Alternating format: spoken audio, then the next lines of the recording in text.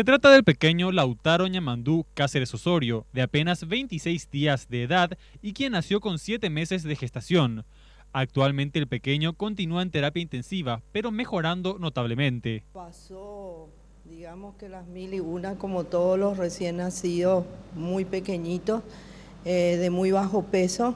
Actualmente él está estable, salió del respirador y todavía está con nutrición parenteral, que es alimentarle por la vena, pero está empezando a alimentarse por sonda nasogástrica y está tolerando, poquitito, pero está tolerando. A pesar de su corta edad, Lautaro ya conoció el sistema burocrático del país en el que nació. Trabajadores del registro civil de la Cruz Roja se negaron a inscribirlo por considerar su nombre ridículo. En realidad, cuando escuché todo el nombre, dijo que no iba a inscribir.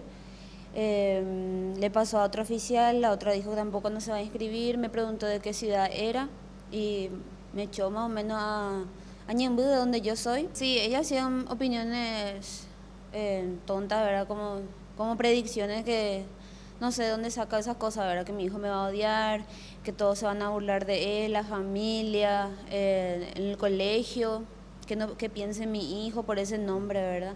Bueno, en realidad los dos nombres tienen una raíz indígena. Lautaro, que fue líder mapuche, ¿verdad? Líder araucano, y Ñamandú, que es de la mitología guaraní, significa el Dios, ¿verdad? El comienzo, el principio, todo. Si bien el artículo 56 del registro civil habla de la prohibición de inscribir a niños con nombres ridículos o vergonzosos, el director afirmó que actualmente no existe una reglamentación que determine cuáles son estos nombres y que finalmente depende del funcionario público.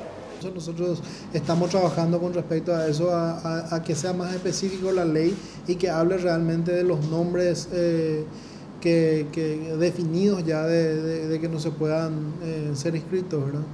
Al igual que Lautaro, existen varios niños en situación delicada en la Cruz Roja y el Día de Reyes es un buen momento para acercarse con pañales, leche para prematuros y juguetes para recién nacidos, afirmó la encargada del área de neonatología.